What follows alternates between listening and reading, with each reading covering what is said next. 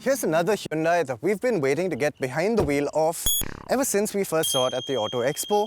Even though it's just a facelift, we've been getting a ton of requests to drive this car and see what the updates do to it. What are the updates? Well, there's new headlights, there's new bumper, there's a new grille, new alloy wheels, some trim at the back, new exhaust tips makes it look just a little bit sportier, and they've changed the entire dashboard layout.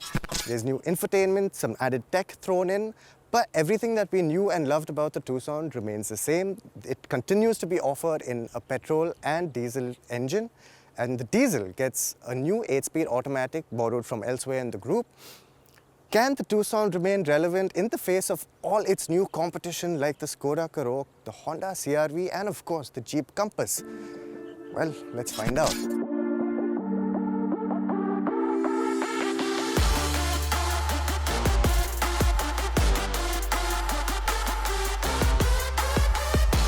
Coming back to the styling updates, they're just about enough to distinguish the facelift of this third-gen Tucson at a glance.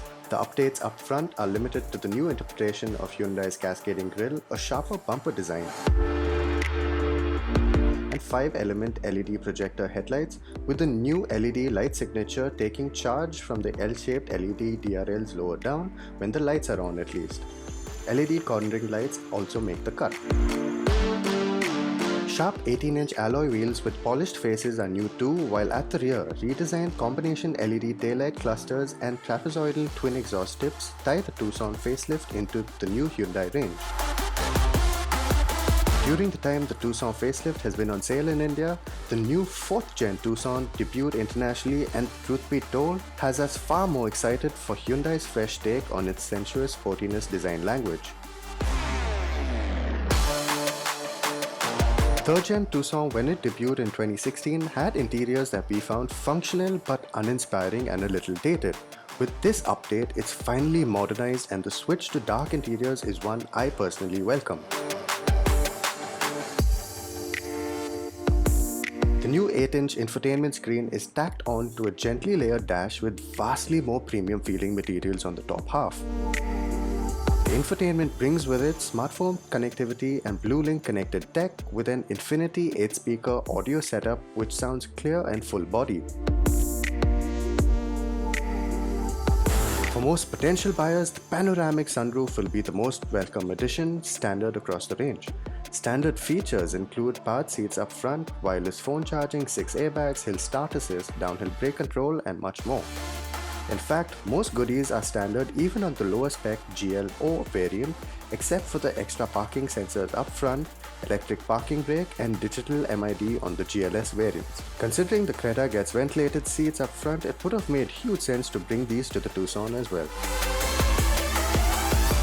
The draw of the Tucson has always been the amount of space that it has on offer, and the freshened dashboard just makes it a little bit more modern to sit in. Of course, the full-length panoramic sunroof helps things further, and of course, when you want to kick back, you can just lean the seat back, which also takes care of the little bit extra lumbar support in the backrest that you feel. When you're sat in this position, that's taken care of. The sunroof certainly adds to the ambience, but retractable sunblinds for the rear windows would have really made the cabin feel more premium. With the switch from a full-size pair to a space saver now, the Tucson also loses a precious element of peace of mind. One of the things that we really liked about the previous Tucson was its effortless spread of torque, its effortless spread of power. And with this new 8-speed automatic that it shares with the Kia Carnival, all of those qualities are retained with the added benefit of slightly smoother shifts. Just shifts that are a little more intuitive. So when you find yourself coming over a speed breaker in the old car, which maybe had the tendency to get lost for a second and give you a gear, this gearbox seems a little quicker. It's certainly quick enough that you don't really notice the box hunting for a gear. Kickdown performance on this gearbox, similarly very intuitive. It's just the slightest intention at the throttle that it needs to put you in the meat of the power band and propel you ahead. This engine, like we've said before, has a brilliant spread of torque, and you'll find yourself getting up to triple-digit speeds in no time at all. The 8-speed automatic is only available with the diesel engine, while the 2-litre petrol continues unchanged, just that it's BS6 compliant now. The diesel's 185 PS and 400 Nm of torque really do show through, and a 0 to 100 kmph run in 10.2 seconds furthers its credentials, especially when you consider it's nearly 2 seconds quicker than the Jeep Compass Diesel Auto. The Tucson's frugal on the highway too, posting 20 kmpl on our highway testing and 9.3 kmpl in the city, which is about average for the segment. Another welcome change in the Tucson facelift is that they seem to have remapped the steering software. So the Tucson always had driving modes, Comfort, Eco and Sport, but Sport seemed to add a ton of unnecessary weight. It just didn't feel natural. Putting it into Sport now firms up the steering just enough to give you a nice sense of resistance as you turn in, but not too much where it becomes a chore to drive the car. No matter which driving mode you're in, really, there's just this unshakable sense of solidity that the Tucson gives you, which is quite reassuring actually. The Tucson continues to display a very nice blend of ride quality and body control. Now, it is soft, it is a large SUV, but when you're driving the Tucson, the way it's meant to be driven, with a light touch, with some restraint, well, the comfort just shines through. It handles irregularities in the road pretty well. There's not a lot of side-to-side movement, and when you're cornering it at a decent pace, you feel it lean a little bit on the outside tires, but it's not disconcerting to say the least, even though this is a large SUV with the weight carried up high.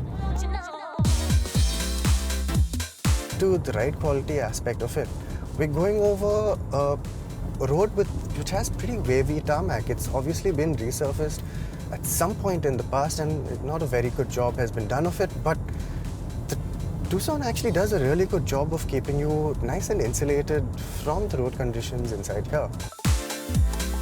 All-wheel drive is available only on the diesel in its top-end trim, and with its 4x4 lock can split torque front to rear 50-50. In our previous experience with the Tucson all-wheel drive, it's capable enough to get you mildly off the beaten path, but it's a heavy SUV at the end of the day, and hardcore off-roader it is not. Now, a car like the Jeep Compass or even the Skoda Karoq, they might give you a little more in terms of actual dynamic feel, because once again, this is a Hyundai steering. There's not a lot of feel in there, but if it's comfort that you're after, I think the Tucson just might offer an edge in terms of how it just rounds out the ride quality over bad roads and good roads alike. Priced between Rs 22 to 27 lakh ex-showroom, the Hyundai Tucson could be considered as an expensive option, especially for this all-wheel drive variant. But considering you get a lot for your money with the lower variants too, those would be our pick. Against newer competition, the Tucson has pace and comfort going for it, but really, that edgy new Tucson can't come to India soon enough.